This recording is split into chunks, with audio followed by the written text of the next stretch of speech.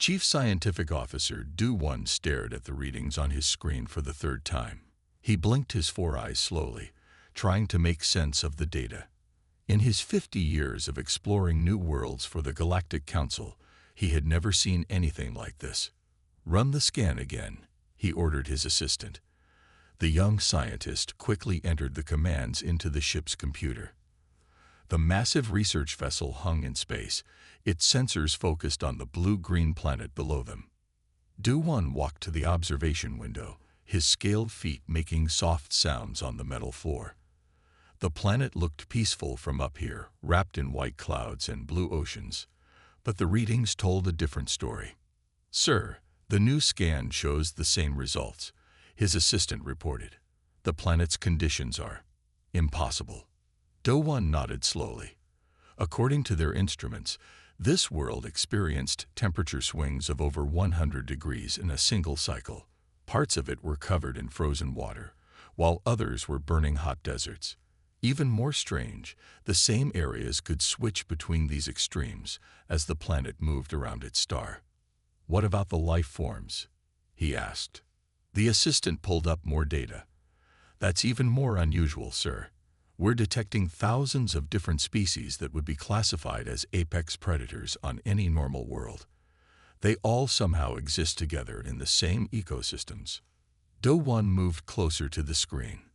The readings showed creatures that could kill with a single bite living near others that could crush vehicles with their weight. There were flying predators, swimming hunters, and countless dangerous small creatures. On any reasonable world, such a combination would be impossible. But what really caught his attention was the data about the dominant species. "These readings about the bipedal creatures," Do-1 said, pointing at the screen. "Are you sure they're accurate?" "Yes, sir. We've checked multiple times. These humans, as they call themselves, they live in every environment on the planet. They survive in the frozen regions, the burning deserts, and everything in between. They've built cities in places where the air itself can kill most species." Do-1 felt a shiver run down his spine. The readings showed these humans regularly enduring conditions that would be lethal to 95% of known intelligent species. They lived in areas with active volcanoes, regular earthquakes, and storms that could level buildings. "Their biology is even more interesting," the assistant continued. "They can heal from injuries that would kill most species. They can survive losing entire limbs. Their bodies can fight off countless diseases. And their endurance, sir, they can literally chase prey until it dies of exhaustion." The implications were staggering. The Galactic Council's classification system for dangerous worlds went from 1 to 12. Level 12 worlds were considered nearly impossible to survive on. This planet, with its multiple hazards and highly adaptive dominant species, would need a new classification entirely. "Send a message to the Council," Do-1 said finally. "Tell them we found something unprecedented. This planet, Earth, it's beyond our classification system. We might be looking at the first Class 13 world, maybe even Class 14. He looked out the window again at the seemingly peaceful planet. Somewhere down there, billions of humans were going about their lives, treating lethal conditions as normal. They had even developed sports and games that would be considered survival training on most worlds. "And add a note," he added. "Recommend extreme caution in any future contact. Any species that considers these conditions normal might be more dangerous than we can imagine." The assistant nodded and began preparing the message. Meanwhile, Do-1 continued watching the planet rotate below them, wondering what other surprises Earth might hold. One thing was certain: the galaxy would never be the same after this discovery. Senior xenobiologist He-Yun stood before the Galactic Council, her presentation ready. The Grand Chamber was filled with representatives from hundreds of worlds, all waiting to hear about the mysterious planet Earth. Her hands trembled slightly as she adjusted her data tablet. "Honorable Council members," she began, her voice steady despite her nervousness. "I stand before you today with findings that will challenge everything we know about planetary classification. The chamber's lighting dimmed as she displayed the first hologram, Earth's weather systems. The council members murmured as they watched storms form and move across the planet's surface. As you can see, Earth experiences what we would normally consider catastrophic weather events on a regular basis. Storms called hurricanes can produce winds strong enough to lift vehicles. Their tornadoes can tear buildings apart. Yet the humans not only survive these events, they have developed systems to predict them. She switched to the next display, showing temperature readings from different regions of Earth. Several council members gasped. In a single rotation of their planet, some regions can experience temperature changes that would require emergency evacuation on most worlds. Their polar regions are cold enough to freeze living tissue, while their deserts reach temperatures that would cook most species. Humans have built homes in both environments. An elderly council member raised his hand. Surely they use advanced environmental protection. Hyun shook her head. That's what makes this remarkable. Their protective gear is, by our standards, extremely basic. In cold regions, they often protect themselves with just layers of plant and animal fibers. In hot regions, many humans work outside with minimal protection. She moved to the next section of her presentation, displaying Earth's geological activities. The chamber filled with concerned whispers. The planet experiences constant geological instability. Earthquakes are common. They have thousands of active volcanoes. Large portions of their population live in areas we would consider uninhabitable due to these hazards. Hyun paused, knowing her next revelation would cause the most controversy. But what truly sets Earth apart is its biological diversity, specifically its predators. The display changed to show Earth's wildlife. Images of lions, bears, sharks, and other predators filled the screen. On most worlds, the presence of even one such apex predator would classify the planet as highly dangerous.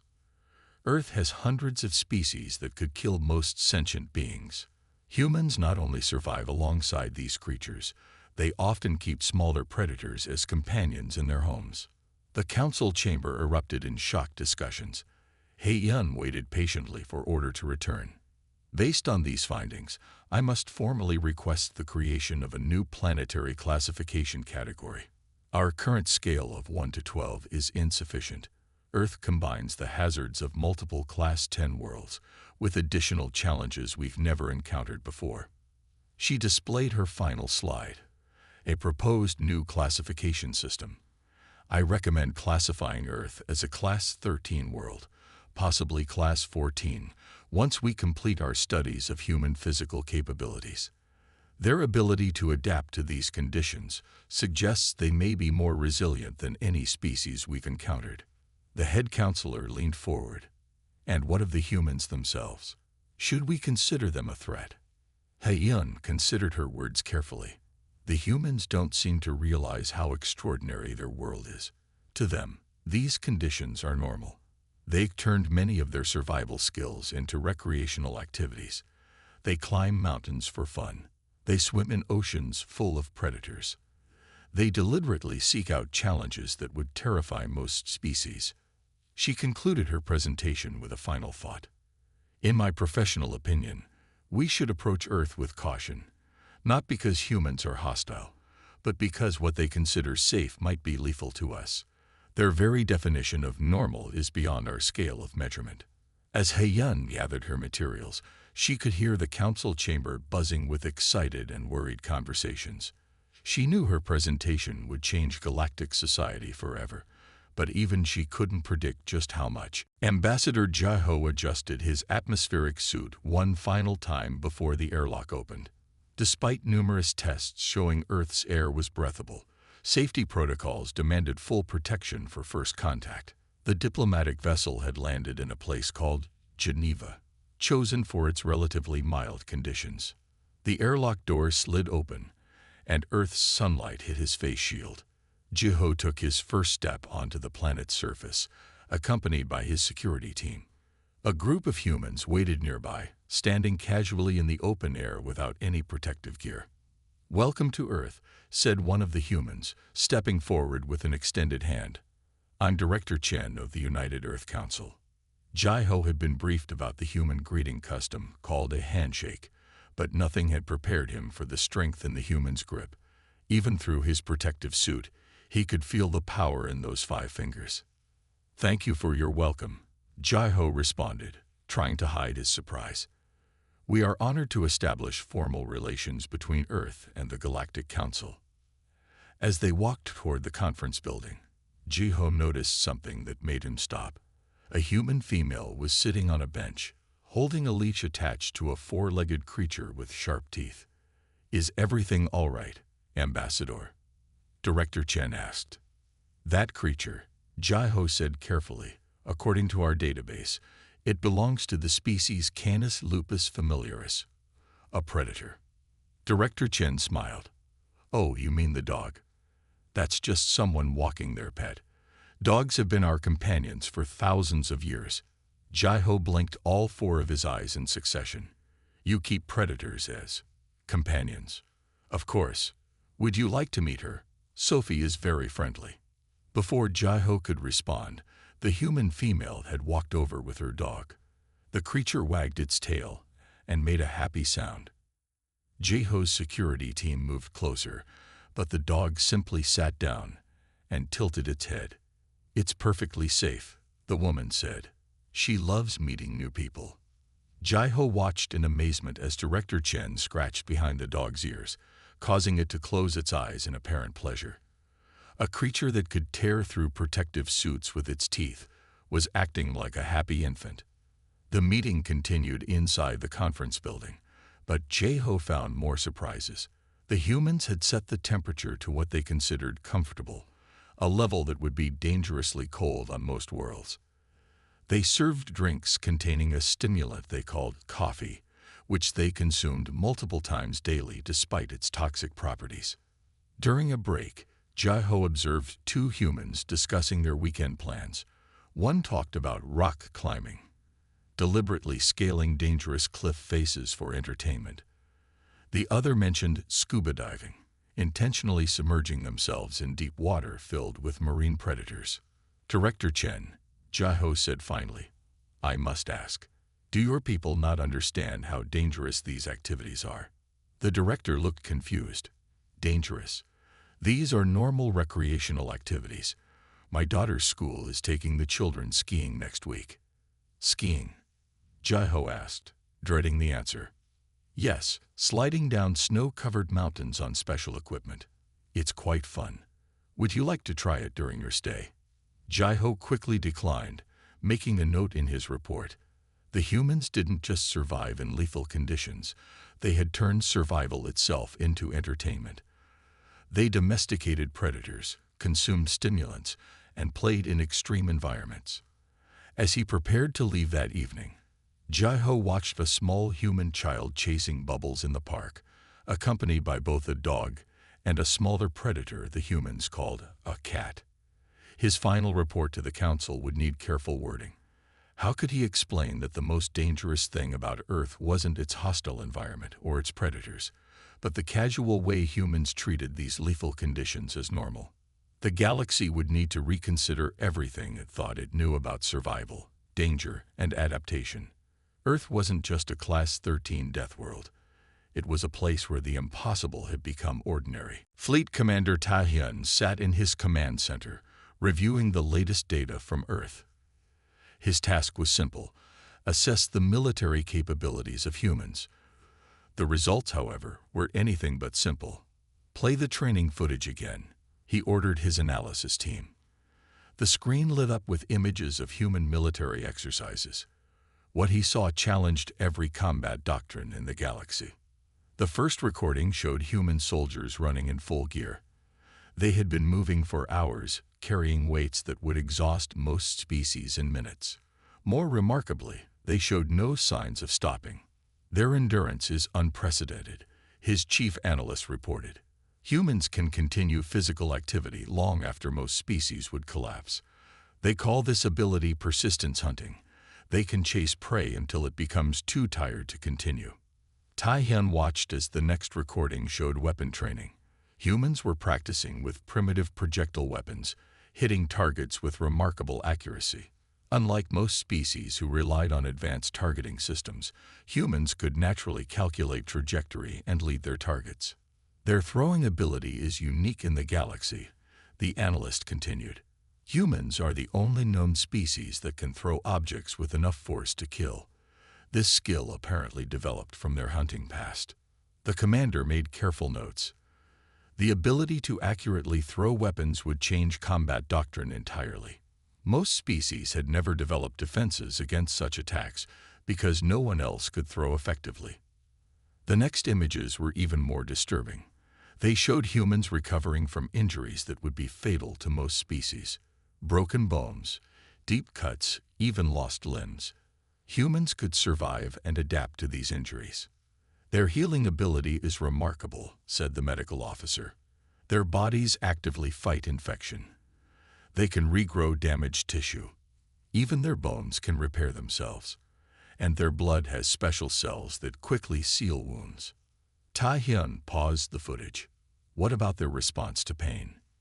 The medical officer brought up new data. Humans can continue functioning despite severe pain. They produce natural chemicals called endorphins that help them ignore injuries.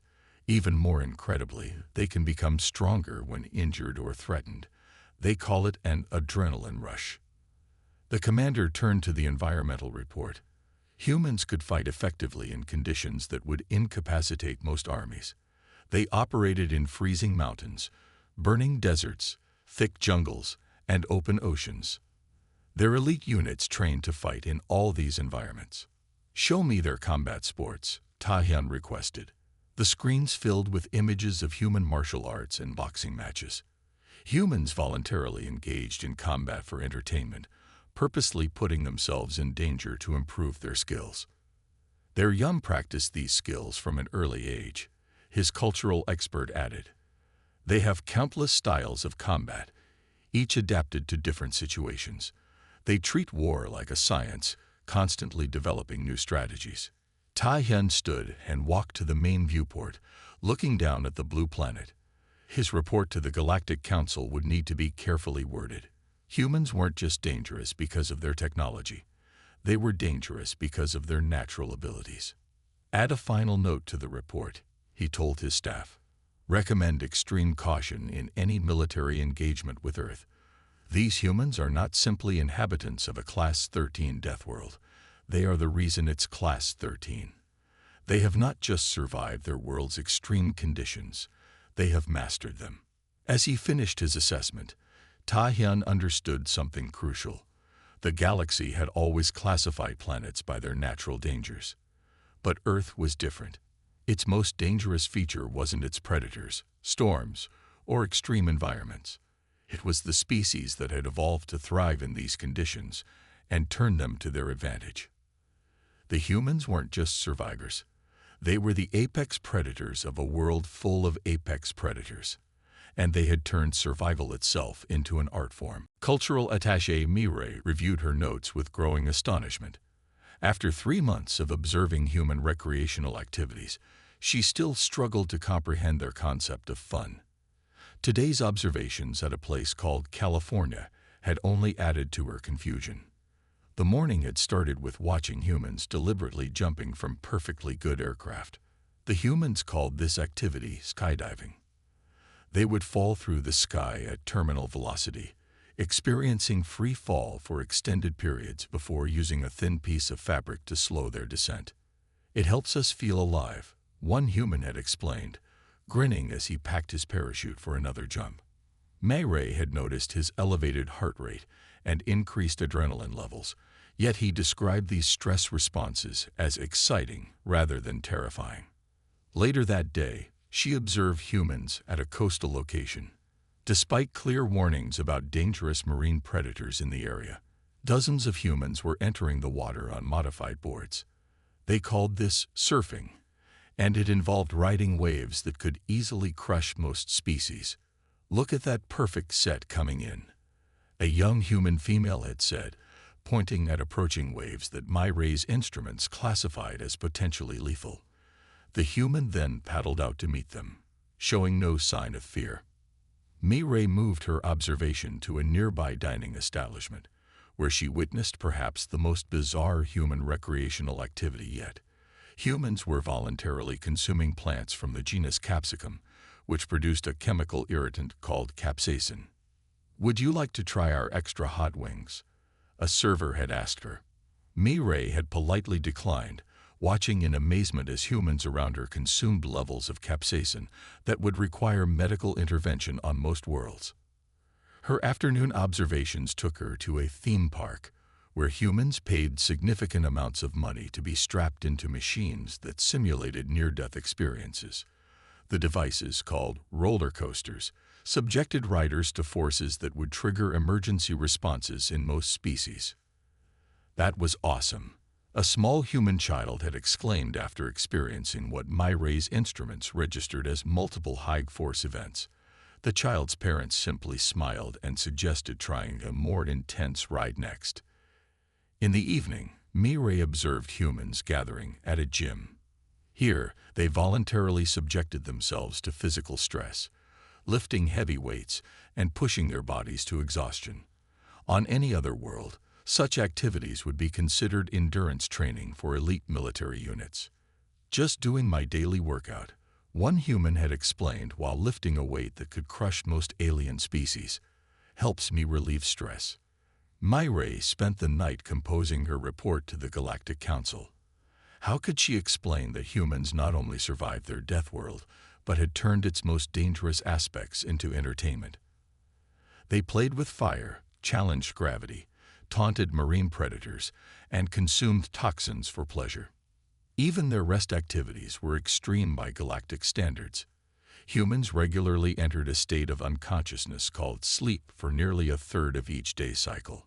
During this time, their brains created vivid hallucinations called dreams, yet they considered this normal.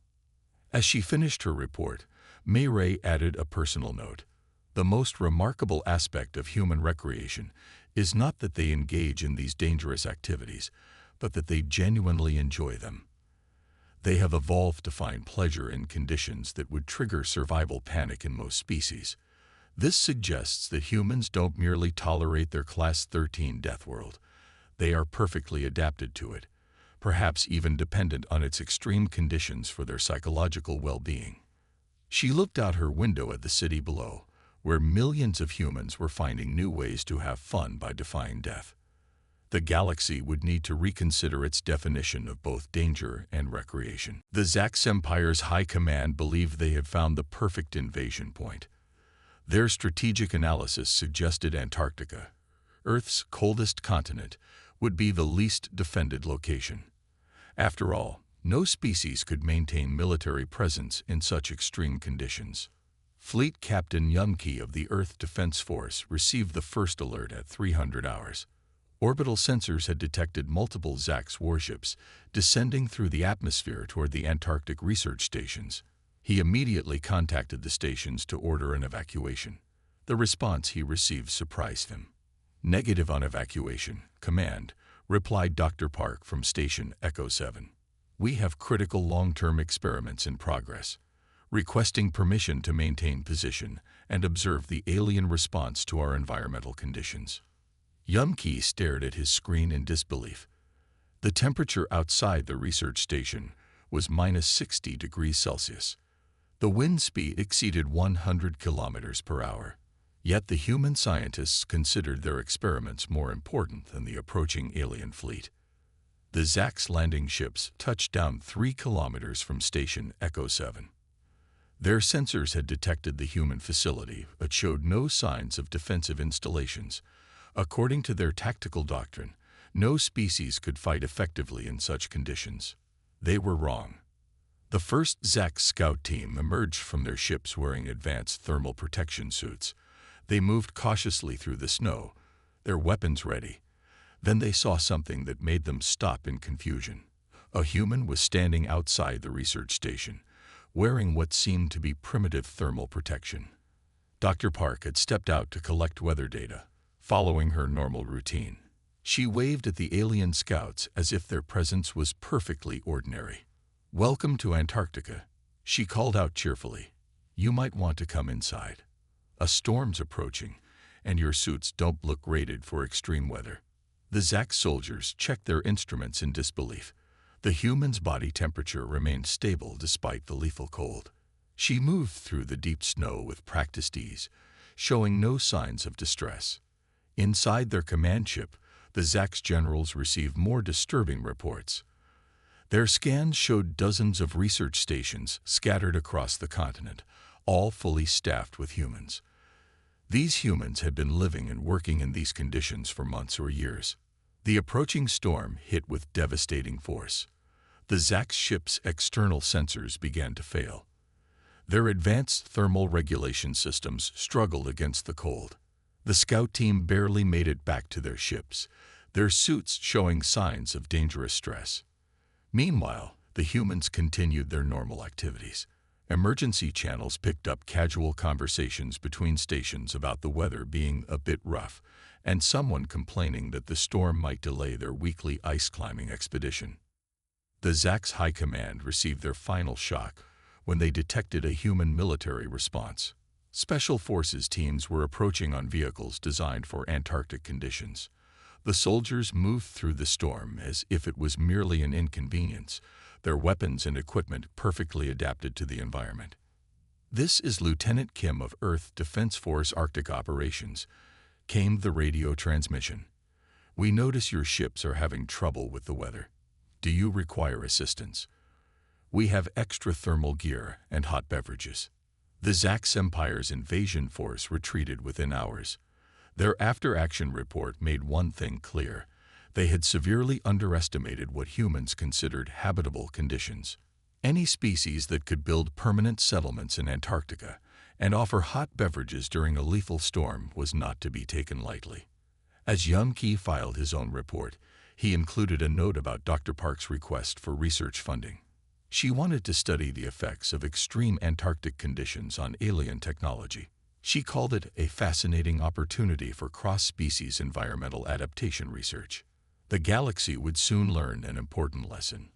On Earth, even the most inhospitable places had human inhabitants who considered the conditions merely interesting rather than lethal. Senior diplomat Hyunwoo stood before the Galactic Council chambers, preparing to present Earth's case for Federation membership. The recent failed invasion by the Zax Empire had made his task both easier and more complex. Earth had proven its resilience, but that same strength now caused concern among council members. "Honorable Council," Hyunwoo began, his voice steady. "Today we must address a unique situation. Earth's classification as a Class 13 Deathworld has raised concerns about its suitability for Federation membership. However, I propose that this very classification makes Earth an invaluable ally." The chamber remained silent as Hyunwoo activated the main display. It showed footage from Earth's various space programs, particularly their early missions. "Consider this," he continued. "Humans reached their orbital space using chemical rockets. Their first space explorers went into the void protected by what we would consider inadequate safety measures. Yet they persisted. Their current space stations operate with safety margins that would terrify most species." He switched to new footage, showing human rescue operations during natural disasters. Humans routinely risk their lives to save others. They enter burning buildings, dive into turbulent waters, and venture into collapsed structures. What we see as extraordinary courage, they consider normal duty. An elder council member raised an objection. "But doesn't this prove they are too reckless? Too dangerous to join our civilized society?" Hyunwoo had anticipated this question. He displayed the data from the Antarctic incident. During the recent Zax incursion, human scientists offered assistance to their potential invaders. They showed concern for the aliens' safety in the harsh conditions. This demonstrates not recklessness, but a deep understanding of survival and a willingness to help others survive. The display changed to show human medical achievements.